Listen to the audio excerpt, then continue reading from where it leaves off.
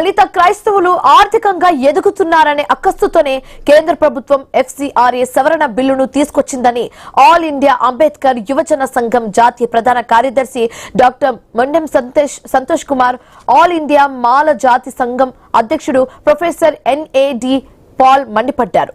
దేశంలోని ఎన్నో కోట్ల మంది పేద బడుగు బలహీన వర్గాల ప్రజలు విద్యా వైద్య రంగాల్లో సేవా కార్యక్రమాలు అందిస్తూ ప్రభుత్వాలు చేయలేని మంచిని చేస్తూ మిషనరీస్ NGOలను అణగదొక్కడమే ఈ సవరణ బిల్లు ఉద్దేశమని వారు ఆగ్రహం వ్యక్తం చేశారు. దేశంలోని ఓ వర్గం ప్రజలు అభివృద్ధి చెందితే అది దేశ అభివృద్ధి కాదా అని ప్రశ్నిస్తున్న ఏలూరుకు చెందిన దళిత క్రైస్తవ నేతలతో మరింత సమాచారం మా ప్రతినిధి భార్గవ్ అందిస్తారు. చేయదలిచినటువంటి FCRA సవరణ బిల్లు అటు దేశవ్యాప్తంగానే కాదు అంతర్జాతీయ వ్యాప్తంగా కూడా చర్చనీయాంశంగా మారింది. మరి ఎందుకు ఈ సవరణ బిల్లును అడ్డుకోబోతున్నారు? ఏదైతే ప్రతిపక్షాలు విపక్షాలు చేస్తున్నటువంటి ఆందోళనతో పాటు దేశవ్యాప్తంగా అటు దళిత క్రైస్తవ సంఘాలు కానీ అలాగే ఎవరైతే ఆందోళన వ్యక్తం చేస్తున్నారో వారందరి అభిప్రాయం ఏంటి అనేది ఈరోజు మనం తెలుసుకుందాం. ప్రస్తుతం మనం ఏలూరు జిల్లాకు చెందినటువంటి దళిత క్రైస్తవ నేతలు ప్రముఖులు కూడా ఇప్పుడు మనతో ఉన్నారు.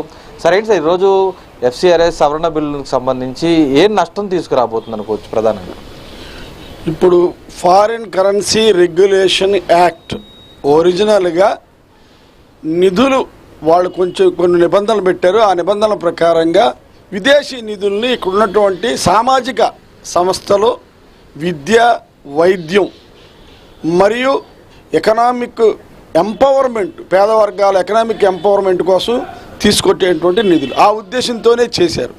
ఇవి ఎక్కువగా క్రైస్తవ మిషనరీస్కి అందుతున్నాయి అనేటువంటిది ప్రభుత్వాలు భయం.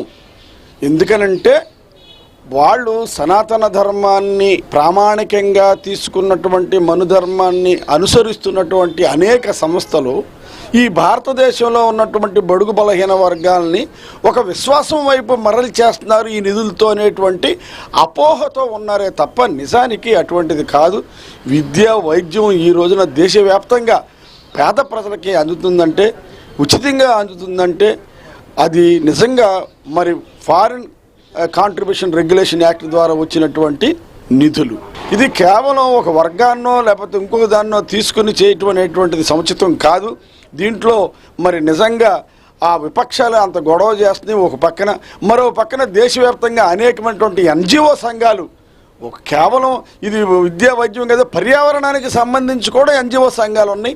కాబట్టి ప్రభుత్వం మరొక్కసారి ఆలోచించి విపక్షాల వారి మాట, ప్రజా సంఘాల వారి మాట, క్రైస్తవ సంఘాల మాట దయచేసి మరి గౌరవనీయులైనటువంటి ప్రధానమంత్రి నరేంద్ర మోడీ గారు, అదే గౌరవనీయులైనటువంటి హోంశాఖ మంత్రివర్యులు అమిత్ షా గారు దీన్ని దృష్టిలో పెట్టుకుని ప్రజాశ్రేయస్సు దృష్ట్యా పాత రెగ్యులేషన్స్ ఏమైతే ఉన్నాయో వాటి ప్రకారంగానే ఫారిన్ కాంట్రిబ్యూషన్ రెగ్యులేషన్ యాక్ట్ రూల్స్ని అదే విధంగా ఉంచి దేశ సమున్నతికి అభివృద్ధికి పాటుపడతారని మీ పత్రికాముఖంగా మీ మీడియా ద్వారా తెలియజేస్తున్నాం. Professor NAD Paul.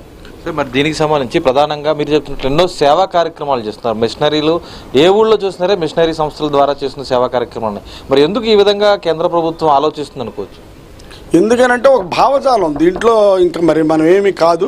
అట్లాగనుకుంటే foreign currency regulation act ద్వారా వచ్చేటువంటి విదేశీ నిధుల వల్లే ఈ భారతదేశం హిందూ దేశాన్ని నుంచి ఇంకో మతం దేశంగానో క్రైస్తవ దేశంగానో మారిపోద్ది అనుకుంటే, గౌరవనీయులైనటువంటి ప్రధానమంత్రి గారు తెల్లారు లేచిన తర్వాత ఫారిన్ టూర్స్ వెళ్తున్నారు.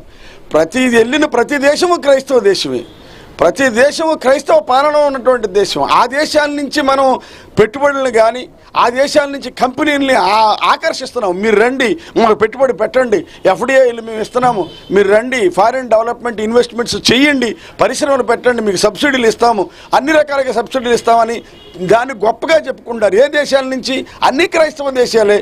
మరి అటువంటప్పుడు ఆ దేశాలు ఇస్తున్న ఆయా దేశాల నుంచి వచ్చేటువంటి నిధులు ద్వారా ఈ దేశాన్ని మరో మతంలోకి మొత్తానికి మార్చేస్తారనుకోవటం అది భ్రమ. ఎందుకనంటే 140 కోట్ల జనాభాలో దాదాపుగా 100 నుంచి 120 కోట్ల మంది, 100 పైచిలకు కోట్ల మంది హిందువులే ఉన్నారు.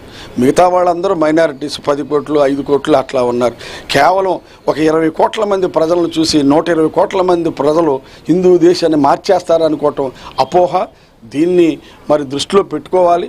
పెట్టుకుని ప్రభుత్వం దేశ అభ్యున్నతి కోసం దయచేసి ప్రధానమంత్రి గారు అమిత్ షా గారు ఆ దిశగా ఆలోచించాలి. దీన్ని భూతంగా చూపించి మభ్యపెట్టి మారేడికాడు చేయాలనుకుంటాం అన్యాయం, అక్రమమే అవుతుంది. ఇక్కడ మీరు చెప్పండి సంతోష్ గారు, ఏంటి అసలు ఈరోజు విదేశాల నుంచి వచ్చేటువంటి ఎన్జిఓలకు వచ్చే నిధులు కానీ మిషనరీ సంస్థలకు వచ్చే నిధులు కానీ ఆపేయడం వల్ల ఎలాంటి నష్టం జరగబోతుంది అనుకోవచ్చు? ఏదైనా సరే ఎఫ్సిఆర్ఏ యాక్ట్ 2010 ప్రకారం ఈ దేశానికి వాళ్ళు ఆలోచించుకున్న విధంగా జరుగుతుందనుకోవటం వాళ్ళ అపోహ.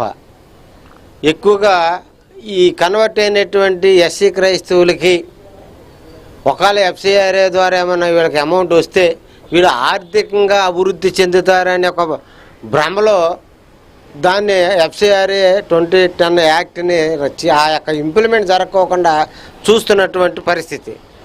ఇది కేవలం ఎస్సీ క్రైస్తవులు అభివృద్ధి చెందుతారనే.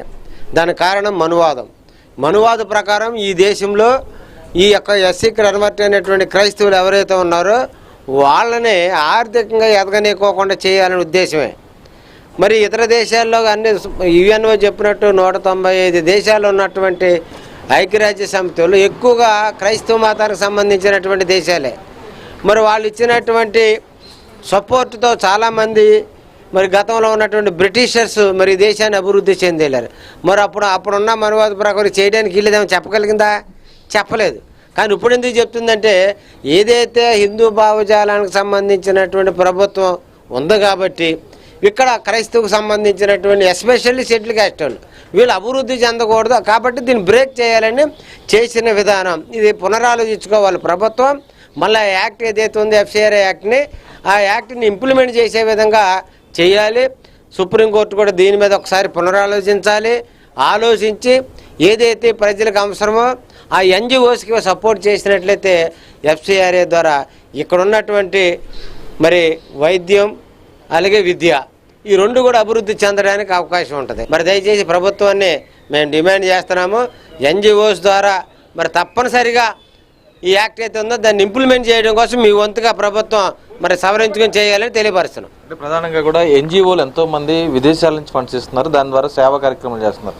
ఇలాంటి సవరణలు చేసి ఇటువంటి ఒత్తిళ్లు కానీ ఇటువంటి లెక్కలు కానీ చేయడం వల్ల విదేశీ నిధులు ఆగిపోయేటువంటి ప్రమాదం ఉందనుకోవచ్చా? సేవా కార్యక్రమాలు పై ప్రభావం పడుతుంది అనుకోవచ్చు. మరి ఉంది కదండి, వాళ్ళ అమౌంట్ ఏమైనా తీసుకొచ్చినట్లయితే ఇక్కడ పలు కార్యక్రమాలు చేసే పరిస్థితి ఉంది. వీళ్ళు అభివృద్ధి చెందితే మా మాట ఎక్కడేమోనని చెప్పి వీళ్ళు వాళ్ళు ఆపేయడం తప్ప ఇంకేది ఆర్థికంగా శక్తివంతులైనప్పుడు ఎదుటి వ్యక్తితో ఏం పని ఉంటుందనే భావన వాళ్ళకు కలిగింది.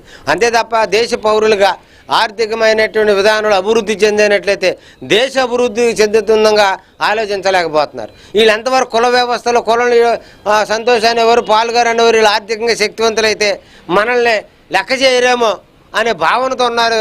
మరి ఈ దేశంలో కుల వ్యవస్థలు తక్కువ కాబట్టి అంటే కుల వ్యవస్థ మనవాద ప్రకారం ఆ ఫీలింగ్తో వాళ్ళు ఉన్నారే తప్ప వీళ్ళు అభివృద్ధి చెందితే దేశ అభివృద్ధి చెందినట్టే. ఇప్పుడు ఆర్థికమైన శక్తివంతులు అయినామంటే భారతదేశంలో పౌరులు కాబట్టి భారతదేశం అభివృద్ధి చెందుతున్నట్టే. అది ఆలోచన అనేది కరెక్ట్ కాదు. ఎందుకంటే ఆర్థికంగా శక్తివంతులు అయినప్పుడు దేశ అభివృద్ధి చెందినట్టే. అది మా యొక్క అభిప్రాయం. అంటే చూస్తున్నామంటే ఈరోజు దళిత క్రైస్తవులు ఖచ్చితంగా కూడా ఆర్థికంగా అభివృద్ధి చెందుతున్నారనేటువంటి ఒకే ఒక కోణంలో కూడా అటు కేంద్ర ప్రభుత్వం తీసుకోదలిచినటువంటి ఈ నిర్ణయాన్ని ఖచ్చితంగా దేశవ్యాప్తంగా కూడా తామంతా కూడా వ్యతిరేకిస్తున్నాం. ఇప్పటికే విపక్షాలు కానీ దళిత క్రైస్తవ సంఘాలు కానీ అందరూ కూడా పోరాడుతున్న విధంగా కూడా కేంద్ర ప్రభుత్వం దిగివచ్చి ఈ సవరణ బిల్లును వెనక్కి తీసుకోవాలనేది కూడా వారు కోరుతున్నటువంటి పరిస్థితులు అయితే కనిపిస్తున్నాయి. కెమెరా పర్సన్ చంటితో భార్గవ న్యూస్ ఏలూరు నుంచి.